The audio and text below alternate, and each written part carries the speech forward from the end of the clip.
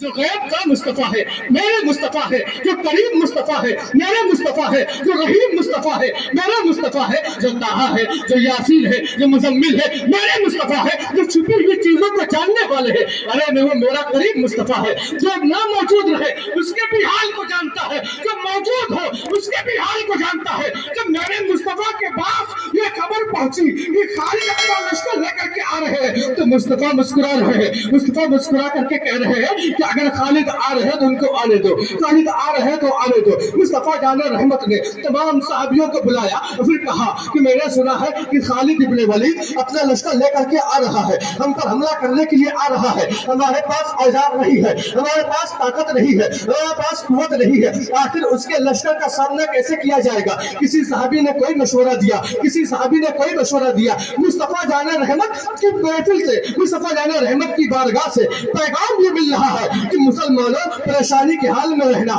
تو کبھی اجلت سے کام نہ کرنا، آپس میں مشورہ کر لینا۔ میرے مصطفیٰ صحابیوں سے مشورہ کر رہے ہیں آخر کیسے کیا جائے۔ سلمان فارسی جو فارس کے رہنے والے ہیں وہ کھڑے ہوتے ہیں، اپنی زبان میں کہتے ہیں، فارسی زبان میں کہتے ہیں کہ یا رسول اللہ خندق کو کھود دیا جائے، مدینہ کے چاروں طرف خندق کھودی جائے۔ اب صحابہ کرام ہیں جو ان کی زبان کو سمجھ نہیں رہے، ان کی زبان فارسی زبان ہے، وہ سمجھ نہیں پا رہے کہ جو ہے یہ کیا کر رہے ہیں۔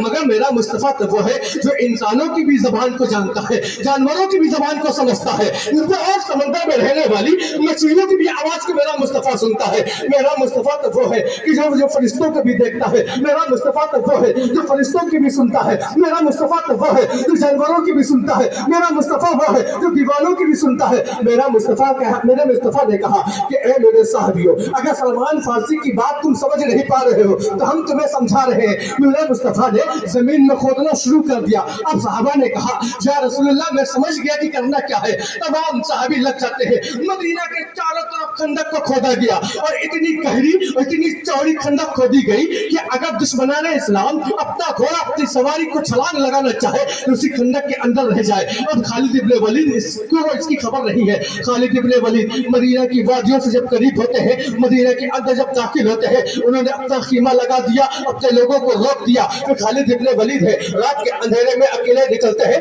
اپنے ساتھ اکرمہ کو لیتے ہیں اور کہتے ہیں اکرمہ چلو آج چلتے ہیں، ذرا دیکھتے ہیں کہ مسلمانوں کی تیاری کیا ہے۔ خالد ابن ولید اپنی سواری پہ ہے، ان کے پیچھے اکرمہ اپنی سواری پہ ہے۔ خالد ابن ولید خندق کے پاس جب پہنچتے ہیں تو کہتے ہیں کہ اے اکرمہ دیکھو ذرا اس محمد نے کیا کیا ہے، یہ کیسی محمد نے چال چلی ہے، اب اس خندق کو پار کیسے کیا جائے گا۔ اے اکرمہ ہماری اور تمہاری سواریوں میں طاقت نہیں ہے کہ اس گہری اور چوڑی خندق کو پار کیا جائے۔ اکرمہ کہتے ہیں کہ کنارے کنارے چلو، ہو سکتا ہے کہیں سے راستہ مل جائے۔ اور خالد ابن ولید کنارے کنارے چلتے ہیں، مگر لاسٹ میں کہتے ہیں اے اکرمہ یہ مسلمانوں کا رسول ہے، اے اکرمہ یہ مسلمانوں کا نبی ہے، اس نے کیسی چال چلی ہے، کوئی راستہ نظر نہیں آتا ہے۔ خالد ابن ولید واپس آ گئے۔ خالد ابن ولید وہ ہے جنہوں نے اسلام قبول ابھی نہیں کیا ہے مگر اپنی ہار کبھی نہیں مانتے تھے۔ خالد ابن ولید وہ ہے جن کے تیور میں ہار نہیں، جن کے جذبات میں ہار نہیں، جن کے ضمیر میں ہار نہیں، مگر خالد ابن ولید اب مصطفیٰ جان رحمت کے سامنے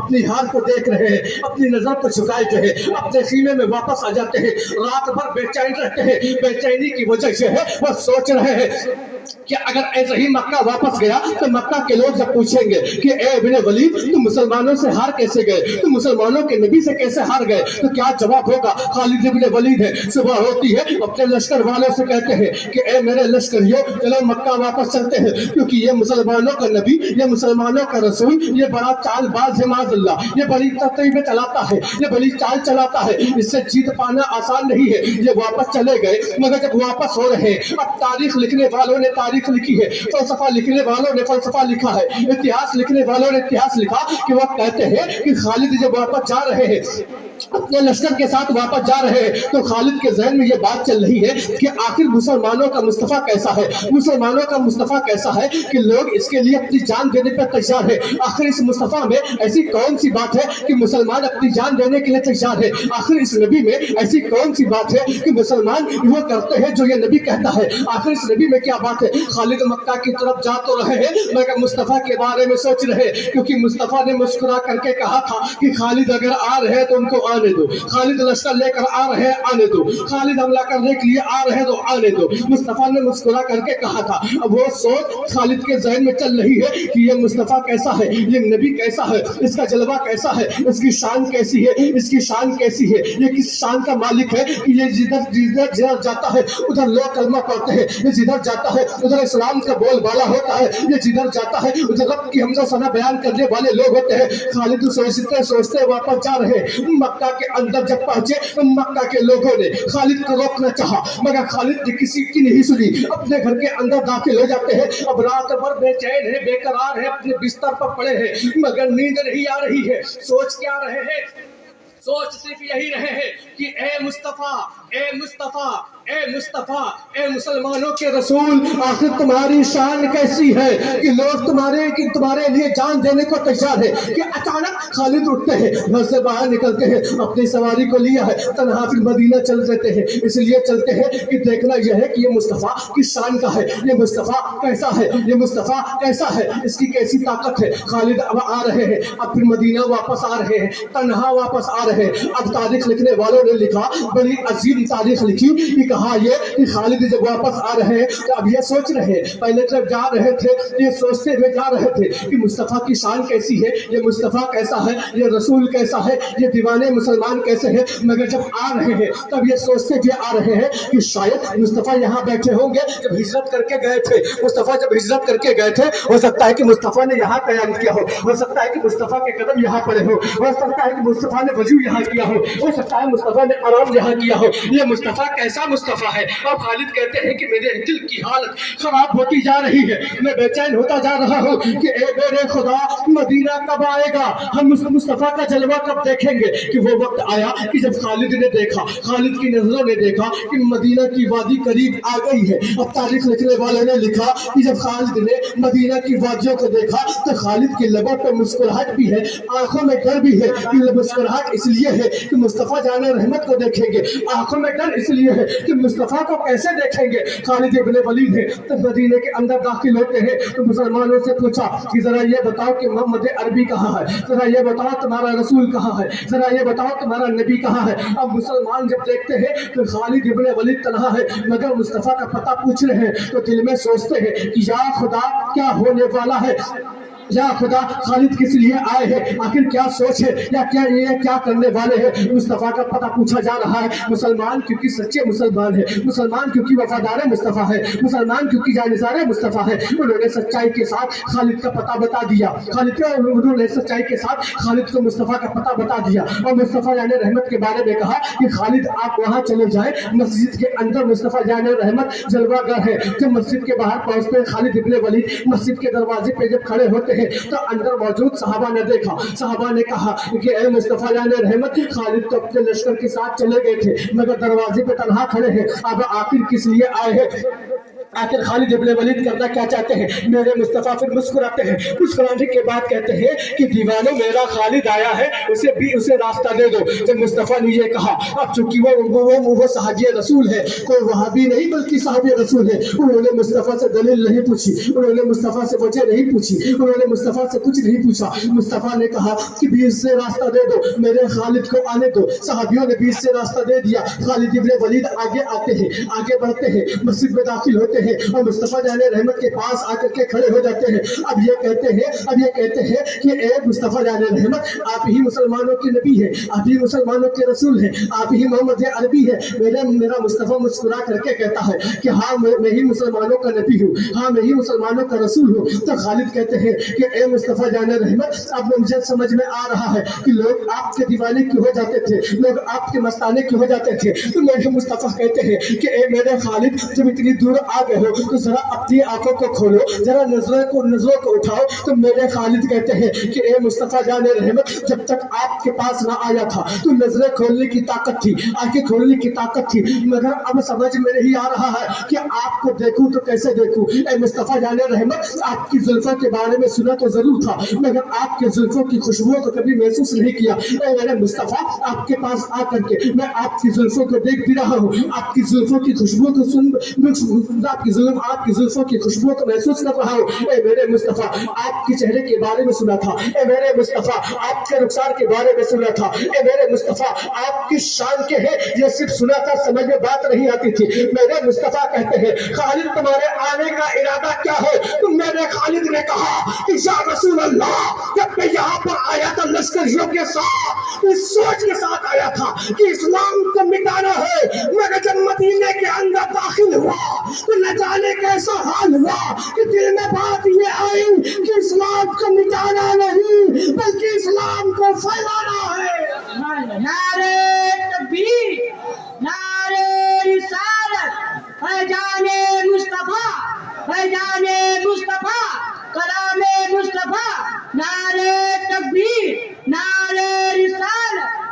ये सब्र और दीवानगी का हाल है, ये इश्क वालों का हाल है। साहब जरा देखें सब्र करने वालों का इश्क कैसा होता है, सब्र करने वालों की ताकत कैसी होती है, सब्र करने वालों का जज्बा कैसा होता है, सब्र करने वालों का ईमान कैसा होता है, सब्र करने वालों का अकीदा कैसा होता है, सब्र करने वालों का नजरिया कैसा होता है, सब्र करने वालों की फिक्र कैसी होती है, सब्र करने वालों की सोच कैसी होती है, सब्र करने वालों का चलने का तरीका क्या होता है, सब्र करने वालों के बोलने का तरीका क्या होता है, सब्र करने वालों का दीवानगी को पेश करने का तरीका क्या होता है, सब्र करने वालों का अपने इश्क का इजहार करने का तरीका क्या होता है। ऐ सुन्नी मुसलमानों, जो सच्चे सब्र वाले हैं वो सब्र ही करते हैं, वो अपने सब्र में सियासत नहीं करते, वो अपने सब्र में मक्कारी नहीं करते, वो अपने सब्र में रियाकारी नहीं करते, वो अपने सब्र में तकब्बुर नहीं करते, वो अपने सब्र के अंदर इस बात को नहीं लाते कि लोग मुझे सब्र वाला कहें। तकब्बुर नहीं, घमंड नहीं, रियाकारी नहीं, मक्कारी नहीं, सियासत नहीं। सच्चे सब्र करने वालों का सच्चा इश्क होता है, सच्चे इश्क वालों का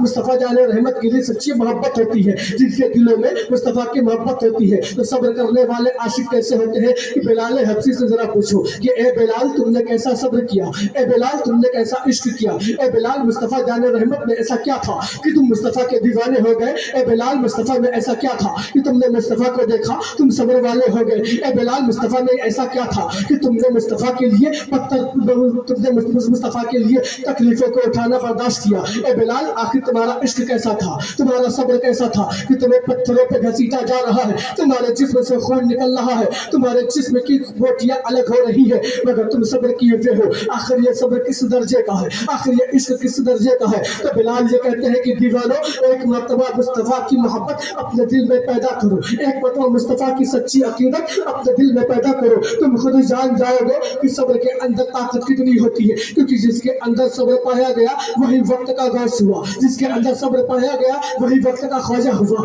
जिसके दिल के अंदर सब्र पाया गया वही अब्दाल हुआ, वही कुतुब हुआ, वही वली हुआ। और जिसके अंदर सब्र के नाम पर मक्काजियत पाई गई वो वक्त का खबीस हुआ, वो वक्त का इबलीस हुआ, वो वक्त का रियाकार हुआ, वो वक्त का मक्कार हुआ। वो ऐसा हुआ कि लोगों के ईमान को बचाने, लोगों के ईमान को फैलाने की बजाय लोगों के ईमान को लूटने वाला हुआ, ईमान से खेलने वाला हुआ। ए दीवानो जरा इश्क को देखो, ए दीवानो जरा सब्र देखो। मुस्तफा जाने रहमत का जब विसाल हो जाता है तो हर साहबी परेशान है, हर साहबी रसूल परेशान है। परेशान क्यों ना हो, क्योंकि मुस्तफा जाने रहमत के साथ उसकी सुबह हो रही है, मुस्तफा के साथ उसकी दोपहर हो रही है, मुस्तफा के साथ उसकी शाम हो रही है, मुस्तफा के साथ उसकी इबादत हो रही है, मुस्तफा के साथ वो रियाजत कर रहा है। मुस्तफा जाने रहमत उसको हमदो सना करने का तरीका बता रहे हैं तो वो मुस्तफा के बताए हुए तरीके पे अमल कर रहा। मुस्तफा जाने रहमत का जब ज़ाहिरी इंतकाल होता है तो हर साहबी परेशान है। वो अबू बकर सिद्दीक अलग परेशान है, उमर अलग परेशान है, उस्मान अलग परेशान है, उस्मान अलग परेशान है, अली अलग परेशान है। हर साहबी रसूल रो रहा है, हर साहबी रसूल की दिल की हालत अलग है, कैफियत अलग है। हर कोई मुस्तफा जाने रहमत को तलाश कर रहा है, क्योंकि जान सभी रहे हैं कि मुस्तफा का विसाल हो चुका है। मगर इश्क और सब्र का पैमाना इतना खतरनाक है, इतना जबरदस्त है कि उसे जानने के बाद अपने होशो हवास में नहीं है। जब अपने होशो हवास में नहीं है तो हर कोई मुस्तफा को तलाश कर रहा है। उसी दीवानों के बीच में मेरा बिलाल भी है। बिलाल हबशी का हाल तुझे है, जो पूछते हैं रो करके सिद्दीक अकबर से पूछते हैं कि ए सिद्दीक अकबर जरा ये बता दे कि मुस्तफा जाने रहमत कहाँ चले गए, जरा ये बता दे कि मुझे मुस्तफा कहाँ मिलेंगे। मेरे बिलाल ने जब ये पूछा तो सिद्दीक भी अपने आंसुओं के साथ रोने लगे, आवाज के साथ रोने लगे। मगर वो कहते हैं कि बिलाल मैं पता नहीं बता सकता, وہ پہنچتے ہیں عمر فاروق اعظم کے پاس اور پوچھتے ہیں کہ اے فاروق اعظم ذرا آپ بتائیں کہ میرا مصطفیٰ کہاں ہے، وہ مجھے کہاں ملے گا، میری ملاقات کیسے ہوگی؟ تو جس صحابی سے میرے بلال پوچھتے ہیں تو ان کے پوچھنے میں اتنا درد ہے، ان کے پوچھنے میں اتنا عشق ہے، ان کے پوچھنے میں اتنا سب ہے کہ اگلا صحابی رو دیتا ہے، پھر یہی کہتا ہے کہ بلال ہم تمہیں کیسے یقین دلائیں کہ مصطفیٰ جان رحمت کا انتقال ہو گیا ہے، ہم تمہیں کیسے بتائیں کہ مصطفیٰ جان رحمت کا انتقال ہو گیا۔ بلال ایسے ہیں جن کا صبر اس طرح سے ہے، جن کا عشق اس طرح سے ہے کہ وہ کچھ سننے کے لیے تیار نہیں ہے، وہ کچھ ماننے کے لیے تیار نہیں ہے۔ اب بلال ہے، بلال بے چین بے قرار ہے، اتنے بے چین اتنے بے قرار ہوئے کہ بلال نے فیصلہ کیا ہم مدینہ کی وادی کو چھوڑ دیں گے۔ بلال مدینہ کو چھوڑ کر کے نکل جاتے ہیں۔ اب لوگ کہتے ہیں کہ جب سے مصطفیٰ جان رحمت کا انتقال ہوا تو بلال کی آواز سننے کو نہیں ہے، وہ بلال کی اذان جس کی اذان پر دل قربان، جس کی اذان پر لوگوں کا ایمان تازہ ہو، جس کی اذان پر لوگ مچل جایا کرتے تھے، وہ آواز اب سننے میں نہیں آ رہی ہے کہ ادھر مصطفیٰ جان رحمت خواب میں بلال کے تشریف لاتے ہیں اور بلال سے کہتے ہیں کہ اے میرے بلال تم مدینہ چھوڑ کر اتنی دور کیوں چلے آئے ہو؟ تو بلال بے چین ہوتے ہیں تو پھر وہ اپنا سفر کرتے ہیں۔ مدینہ کی وادیوں میں جب آتے ہیں تو ایک شور ہوتا ہے کہ بلال واپس چلے آئے ہیں، بلال واپس چلے آئے ہیں۔ اب صدیق اکبر ہے، عمر فاروق اعظم ہے، عثمان غنی ہے، مولا علی ہے، دیگر صحابہ کرام ہے جو بلال کے پاس آتے ہیں، کہتے ہیں کہ اے بلال مصطفیٰ نہیں ہے، مگر آپ اگر اذان کہہ دے، آپ اگر اذان کہہ دے تو مصطفیٰ کی یاد تازہ ہو جائے۔ اے بلال اگر آپ اذان کہہ دے تو ہم لوگ اس بات کو محسوس کریں گے کہ مصطفیٰ جان رحمت ہمارے بیچ میں موجود ہے، ہمارے بیچ میں موجود ہے۔ اے بلال آپ اذان کہہ دے۔ تو میرے بلال کہتے ہیں کہ اے صحابیوں، اے جانثاروں،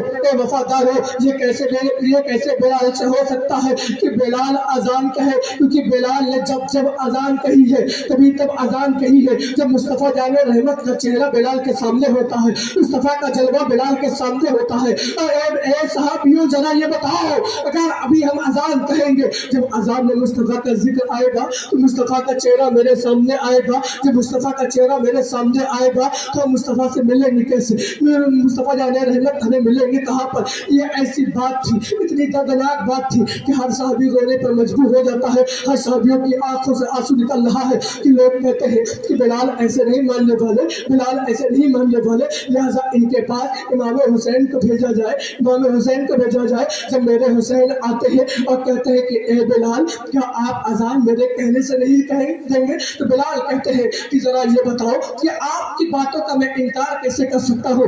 آپ تو وہ ہیں جن کو مصطفیٰ نے چوما ہے، جن کو مصطفیٰ نے بوسہ دیا ہے، جن کو مصطفیٰ نے کھلایا ہے، اگر آپ کہتے ہیں تو میں اذان دوں گا۔ بلال حبشی ہے جو اذان کے لیے تیار ہو جاتے ہیں۔ جب اذان کی صدا میرے بلال نے بلند کی ہے، جب اذان میں مصطفیٰ جان رحمت کا ذکر آیا تو بلال بھی ہوش ہو جاتے ہیں، اور تھوڑی دیر کے بعد جب ہوش میں آتے ہیں تو لوگوں نے پوچھا کہ اے بلال آپ رک کیوں گئے، آپ ہوش کیوں ہو گئے؟ تو میرے بلال نے جواب دیا کہ جب میں مصطفیٰ کا ذکر کرنے لگا تو مصطفیٰ کا چہرہ میرے سامنے تھا، اور میں وہ عاشق ہوں کہ جب مصطفیٰ جان رحمت کو تلاش کر رہا ہوں، اور آج جب میرے سامنے مصطفیٰ کا چہرہ ہے تو میں برداشت نہیں کر پایا۔ صبر کا نتیجہ یہ ہے کہ بلال کہتے ہیں کہ اے سوئے صحابیوں میرے اندر طاقت نہیں ہے کہ ہم اذان کو کہہ سکے، اذان اس لیے روک دی ہے کہ مصطفیٰ جان رحمت کے لیے میرے دل میں عشق اتنا ہے، اتنی بےقراری ہے کہ مجھے مصطفیٰ کے پاس لے چلو۔ سبحان اللہ، سبحان اللہ۔ نعرے تکبیر، نعرے رسالت، جشن صابر پاک، جشن صابر پاک، نعرے تکبیر، نعرے رسالت۔ یہ بلال کا عشق تھا، اور عشق ہی کی بنا پر، صبر ہی کی بنا پر ہر چیز ممکن ہے، ورنہ کچھ حاصل نہیں ہو سکتا۔ اے سنجیو اتجاج رکھو، جس ولی کی بارگاہ میں یہ محفل نذرانِ عقیدت کے لیے پیش کی جا رہی ہے، یہ وہ ولی جو صبر کرنے والوں کا امام تھا، جس نے دنیا میں آ کر صبر کرنے کا طریقہ بتایا، یہ وہ ولی جس نے فنا اور بقا سمجھایا۔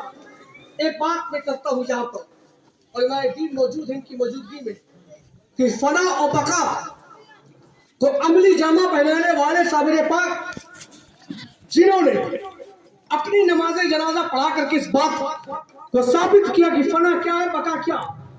मगर जरा सोचो ये साबिर है कौन? जो हुजूर गौसे आजम के परपोते हैं, ये वो साबिर है। और साबिर पाक ने अमली जामा जब फना और बका का समझाया, मगर जरा गौर करो कि साबिर पाक इस दुनिया में ये पहली शख्सियत नहीं है जिसने फना और बका को समझाया। अगर इस दुनिया में कोई पहली शख्सियत है जिसने फना और बका को समझाया हो तो वो कोई और नहीं, वो नबी की औलाद है, वो नबी के खानदान का खून, वो कोई और है जिसने करबला में कुर्बानी दे करके इस बात को साबित किया कि इस्लाम का बोलबाला इंशाअल्लाह क़यामत तक होगा। जिसने फना बका को सबसे पहले अमली जामा पहनाया वो कोई और नहीं बल्कि वो है जो नवासे रसूल है, वो है जो नबी की गोद में खेलने वाला, वो है जिसको नबी ने बोसा दिया। वो कौन? कि जरा याद रखें, कि जरा गौर करें कि सबसे पहले फना बका को समझाने वाला कौन है। फना बका को सबसे पहले दुनिया में समझाने वाला कोई और नहीं बल्कि वो मेरा हुसैन है। वो कैसे? अब आपके ज़हन में ये बात आ रही होगी कि इमाम हुसैन ने सबसे पहले फना बका को कैसे समझाया। तो इतना याद रखें कि करबला की सरजमीन पर जो था